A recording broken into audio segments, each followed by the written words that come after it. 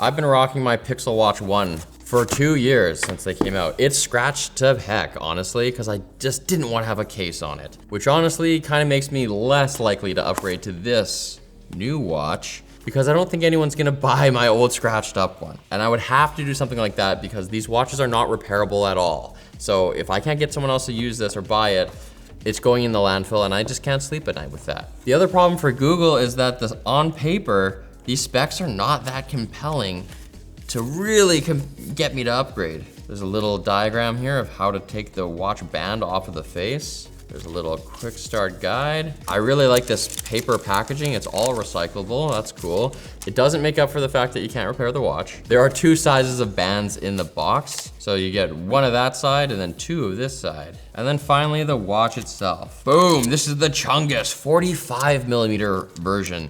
New to the Pixel lineup is sizes. It is great that they have variety. I would still be using the small watch, but I think they're accessing a lot more people out of the population having this bigger offering because otherwise it just looks too dainty and tiny on a giant man's wrist. This is 40% more screen real estate than the smaller Pixel 2. But even the 41mm has more screen real estate because the bezels are thinner. I'm hoping that I can compare the bezels of my 1 to this 3 once we get going here. And the final thing in the box is the charging dock, which is over 3 feet long.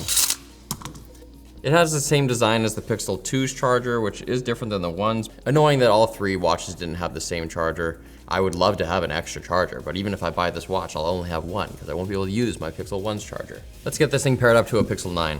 Okay, Fitbit. A couple comments. One of the most interesting things actually about this watch, and maybe this is speaking to how kind of lame this upgrade is, but one of the nice things, they've actually taken features out of the paywalled garden from Fitbit. Most notably, the readiness score. On my watch, if you want to have your readiness score, which tells you like, hey, you're ready to hit the weights today or do a big workout because you got a good sleep and you're well recovered versus maybe take it easy today. That readiness score is behind the paywall of the Fitbit premium app for my watch.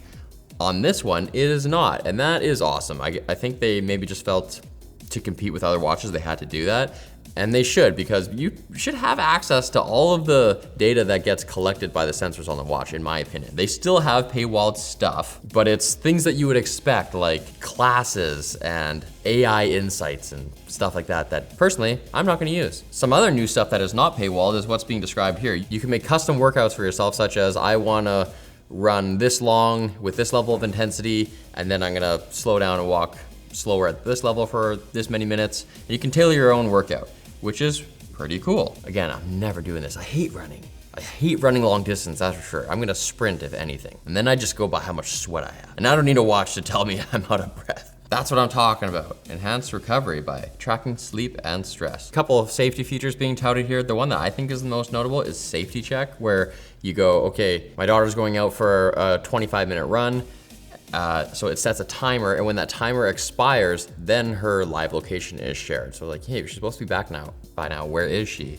I can check that out. That's pretty cool. By the way, that's not just for parents. You can choose which of your contacts you want to share that live location with. It could be for your partner or your roommate, whoever. As far as watch-specific apps, you've got the camera and Spotify already installed. And then for recommendations, number 1, SoundCloud, baby. SoundCloud. Check out my band. Who's using SoundCloud? What particular order are these coming in at? If it really is random, then these more obscure kind of apps are definitely winning. All right, the watch is starting up and this sweater is beautiful, but way too hot for right now. And so, oh my God, we need to talk to our sponsor. Gamakay, who is featuring their TK75 Pro mechanical keyboard. It has all the features you'd expect, like a hot swappable PCB, multiple layers of foam, tri-mode connectivity, and south-facing RGB, and that's not all. It's even got a volume control knob, high-quality KTT Hyacinth linear switches, and a full aluminum chassis to help this board stand out from the crowd. The best part, it's under $100. Check it out using our link in the video description. If you buy the 41mm today, it'll still be 10% bigger in screen size than the Pixel 2 because of slimmer bezels, but they love to hide these bezels with a black screen, don't they? Another big thing is screen brightness. Double the brightness, 2000 nits peak on the new watch compared to the Pixel 2, which is gonna be great when you're outside on a sunny day if you live in a place that actually ever gets sun. Yeah, I can see that this is a Pixel 1, but That is a lot brighter. Even this watch will light up a dark room, so combined with it being bigger, that is gonna be a lot brighter. That's how thick the bezels are. They really don't look that much thinner than Pixel 1s even, so I guess that's 10% because it's a circle and it's on the outer rim, but it doesn't look materially bigger. For ingress protection, this is IP68 rated up to 50 meters. That's 5 atmospheres deep. That is really deep, you guys. That is beyond the basic diving certification. You need advanced diving certifications to go that deep. 50 meters is deep. So that is really impressive. They say you can swim in the ocean with this thing, salt water, whatever, wear it in the shower, you're good to go. You don't have to think about it. And that is what I expect from basically any smartwatch. There's no way I'm taking my watch off to go in the shower, I'll tell you that. Puppy has the same chip as in the Pixel Watch 2, no new SoC or anything there. It's snappy enough. You're not mining, you're not crypto mining on this thing. But there are some cool new features, including maybe an underrated one called morning briefing. It basically it knows the first time you look at your watch in the morning, and it just gives you some key stats like this is how well you slept, this is what the weather's like today, and this is what's on your calendar. Pretty cool. You can't really tailor what comes in that morning briefing, but it does try to act with some intelligence and give you novel information. In terms of controls, you can control your phone's camera from the watch, which is useful, but not new. You can control your Google TV. It's basically your remote. You can control the volume, next episode, all that stuff from here, which is very cool, especially if you lose your remote a lot, which I do. My couch just has so many cracks between the cushions. It could be anywhere. And you can use this as like a viewfinder for your Nest camera. So somebody rings your doorbell, you're washing the dishes, your hands are all soapy, you just look at your watch and you can not only see them, you can even talk to them. Although I will say that I hate using this thing on speakerphone and talking through it. It's very quiet and sounds bad. You're on my wrist. And you know what? This thing doesn't look outlandishly large on my wrist like a Apple Watch Ultra does. I could honestly rock that. I'm talking to you with my hands on steering wheel kind of position, so the watch face is not oriented toward my mouth anymore. How does that sound? It sounds pretty good. Sounds like you're just on speakerphone on a regular phone. I'm speaking at a volume that is normal for me, maybe abnormal for some. I'm not really quite sure. You never can be sure, can you? All right, I think it's loud enough. I'm gonna hang up on you now. Yeah, it's like a little fuzzy.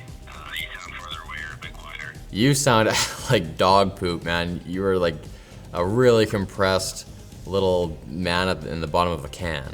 Yeah, I don't know if this is a Pixel 1 they're all like this or if mine got smashed, but this is junk. The battery life claim is the same as for last year's, which is 24 hours with the always on display on. It does kind of suck to have to charge your watch every day. That said, charging is 20% faster this time around, and the charging speed is such that it's kind of solved. You basically never really have to charge this for longer than a half hour if you get the smaller size. The larger watch has a larger battery, and you might want to charge it for about 45 to 50 minutes to get 80% of the battery. But if you don't run it down to zero because you're charging it every day, you only really have to plug these things in for about a half hour, 45 minutes. That's basically your morning routine. Go have a shower, take it off when you go have a shower. You know what? Take it off, brush your teeth. You come back, it's already charged. Really not a nuisance. I personally am a morning charger person because I like to wear it at night and get that sleep tracking info. Should you buy one or should you upgrade? Pricing $350 for the smaller one, an additional $50 for the big one. If you want LTE to have a SIM card in this puppy, then it's an additional $100 on either model. Against competitors in the market, the Apple Watch starts at $50 more than where the Pixel Watch 3 starts, and the Samsung Galaxy series, they start at $50 less. So it's kind of in the middle. One thing to note though is this is launching at the same price that the Pixel 2 launched at last year. The Pixel Watch 2 is being discounted by $100. So maybe you should just go get one of those for $250. Or if you're a Pixel 1 user like me, you can just keep on using it because honestly, I don't think the differences are that big. Maybe you like the new colors that you can see here. There's different watch face colors and band colors. You do not get to choose which band goes with which face, but of course you can buy aftermarket or different colors of bands separately.